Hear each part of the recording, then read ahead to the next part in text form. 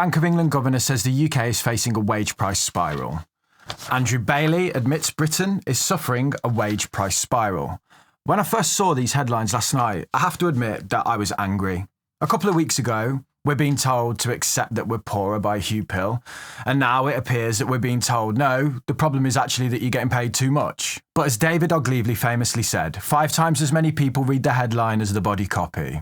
But I don't want us to be people who just read headlines, so I spent the morning watching what Andrew actually had to say, and today I want to cut through, all of this and give you the context that's needed. All timestamp below, but let's just start with, what is a wage price spiral? The word spiral in the name speaks directly to the nature of this type of inflation's tendency to spiral out of control.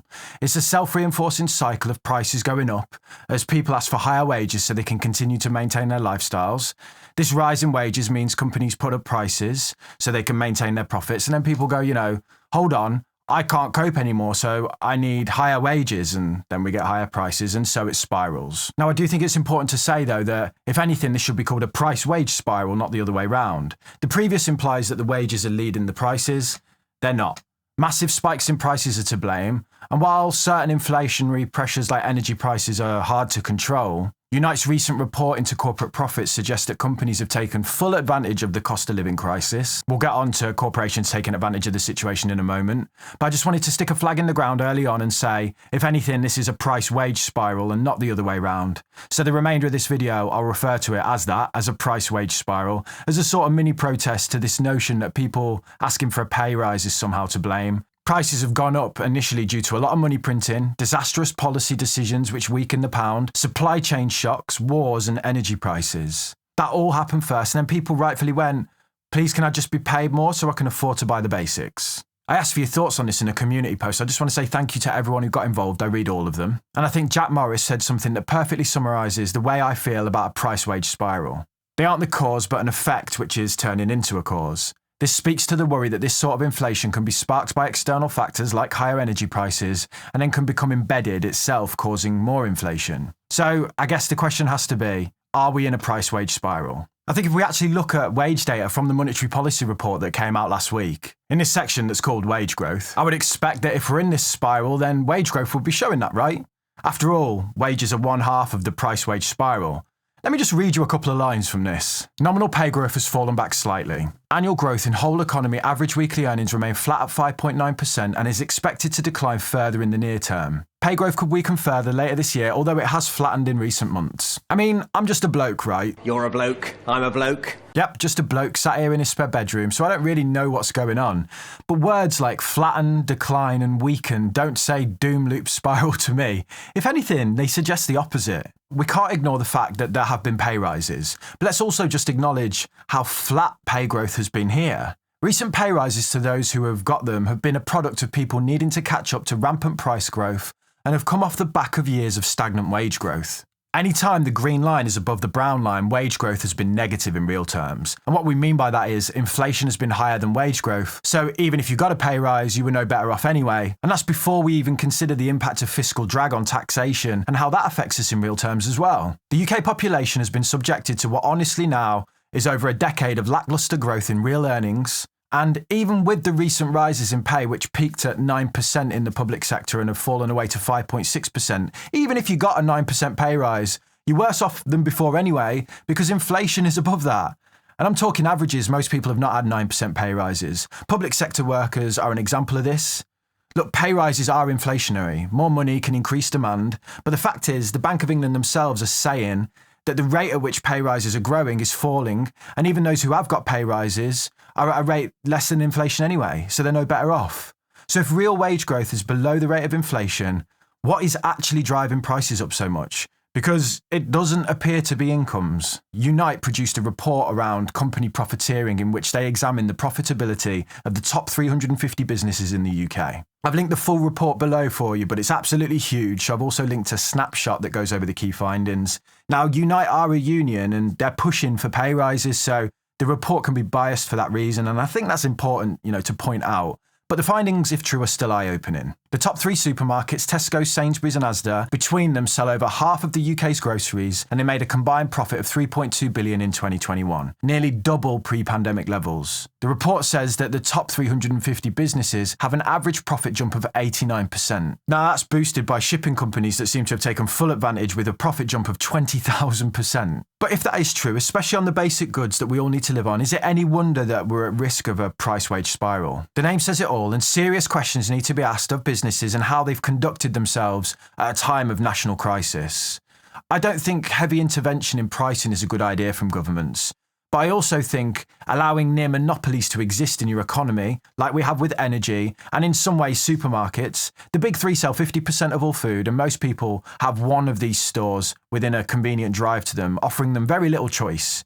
If they've taken advantage of that and have done something, and we're letting them start this spiral in order to generate profits, greedflation they're calling it, then something has to be done about that. Now, I want to say that the Bank of England has absolutely no control over pricing like this. That would be the government's job.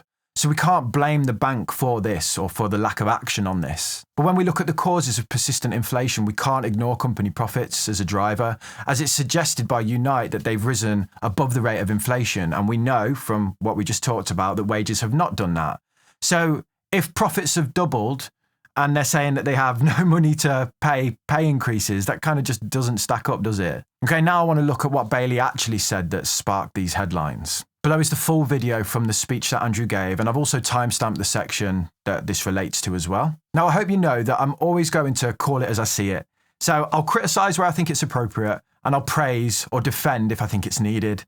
The headlines say, Bank of England Governor says the UK is facing a wage price spiral. But if you actually listen to what Andrew says, he never says that specifically. He more expresses that the Bank of England are monitoring closely the secondary factors that could lead to more persistent inflation.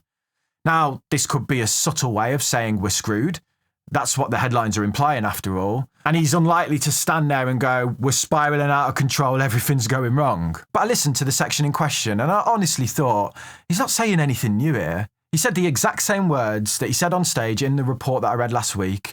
And in previous reports, he's also pointed to these concerns multiple times. I think these headlines imply this is breaking news, where I think this narrative has existed within the reports now for going on 12 months. Maybe journalists don't actually read reports and instead just react to video content, which is sort of funny considering YouTube's reputation of being nothing but reactionary content. I'm not letting Bailey get off the hook, don't worry. You naughty. But I also want to say that these mainstream publications, these headlines are lazy. If this section of the speech is your confirmation of a price-wage spiral, then can you please tell me what this is from the report at the start of the year? The MPC will continue to closely monitor indications of persistent inflationary pressures, including the tightness of the labour market conditions and the behaviour of wage growth and services inflation. If there were to be evidence of more persistent pressures, then further tightening in monetary policy would be required. Or how about this from all the way back in November? There remain a number of risks to the outlook for UK CPI inflation from more persistent strength in domestic wage and price setting. I'm annoyed at myself for letting myself get angry when I saw these headlines because honestly, they're reporting something that we've all talked about at length on this channel for about 12 months now, as if it's breaking news. Clickbait, paraphrasing, panic-inducing knobheads who are looking to whip up the public by implying that Bailey's standing there going, for the first time, it's your fault that we've got inflation because you're all getting pay rises. One of them probably wrote the article and then the others saw it was getting traction, so they all just copied it almost word for word without even trying to get any further context. Hence why the headlines are all the same. But as I said, Bailey's not off the hook yet. Naughty. As Dividend Pirate said on the community post, you know the country's a mess when a guy called Dividend Pirate is more insightful than the bloody Telegraph. But anyway, Dividend P, we appreciate you and this message is beautiful. And as it says at the top, Andrew's entire job is to stop inflation. And if you compare us to our international peers and the rates of inflation in other countries and the threats we face, they haven't stopped it. Economists and policymakers in the EU and US have said in recent months that they see no significant risks of a wage-price spiral, of a price-wage spiral, you nearly got me, in these economies, with salaries having room to rise to catch up with inflation and historic stagnation. Imagine just for 1 second someone in charge coming out in this country and going, you know what? We've got room for pay rises now. Fill your boots. So why is the UK facing the risks of a price-wage spiral when other countries are not? A tight labour market is one point, which in part is down to an ageing population, Brexit, lower net migration due to the pandemic, and most importantly, a large number of working adults who have not returned to the workforce. A lot of them retired early. And while some people will say in the comments that a large amount of people on long-term sick is due to laziness, I think we also need to acknowledge there is a correlation between underfunding your health service for decades and then a rise in people getting ill. The next point is our reliance on imports for fuel as a country. At the same time, our pound has been weak, making those imports more expensive. And finally, what would appear to be profiteering from companies that we discussed, but no one likes to mention that in the Bank of England. So how did the Bank of England fix this? Now, to be clear, the bank has very limited tools. They can't force supermarkets to stop taking the mick, as an example. Most of the action we actually need in terms of getting people back into work, things like that, needs to come from government policy. What the Bank of England can do is more of what they've already been doing, which is cranking up interest rates. Many want to see rates much higher than they are. In the same way, if you get a pay rise of 5% and inflation is 10%, the real effect is you going backwards -5. The same is true with interest rates. At a rate of 4.5% and inflation at 10.1%, our effective rate is -5.6%. I guess the bank is hoping that when inflation in energy falls away, that the core inflation rate will be less than interest rates, generating the positive interest rates that we need to suppress inflation. It's also going to take time for rates to trickle through into people's mortgage costs due to the fixed rates everyone is on. But I do think it's safe to say that they're kind of stuck with how far they can go. We saw in America that higher rates cause a lot of issues for the banking system, and I'm sure the Bank of England is acutely aware of this risk, not to mention what it would do to mortgage rates and the housing market here. And it's not just that kind of debt they got to worry about. The UK has its own monumental pile of debt that gets more expensive to service as rates go up. Such is the balancing act on the bank's plate as they try and bring down inflation without bankrupting the country and its population.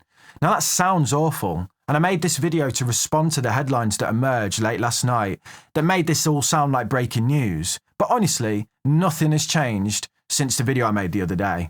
This is not news, it's lazy journalism, and Andrew said nothing on that stage he hadn't already said in the report. The key date, as it's always been, is next Wednesday, the 24th of May, when we find out the next inflation data. And what we're looking for is a sharp decline away from the 10.1% in the headline data rate, which is all the inflation including energy and food. We want to see that dropping as energy price data falls out of the calculation. And most importantly, we want to see what has happened to service-based inflation. And also the core numbers excluding food and energy. Are they down or are they up? As that's the persistent sort that we need to worry about. Now, I'm going to be in Ibiza next Wednesday when the news lands, so I'll do my best to react to it on here so you know what's going on and what I think about it. But until then, here's a house tune to see us out.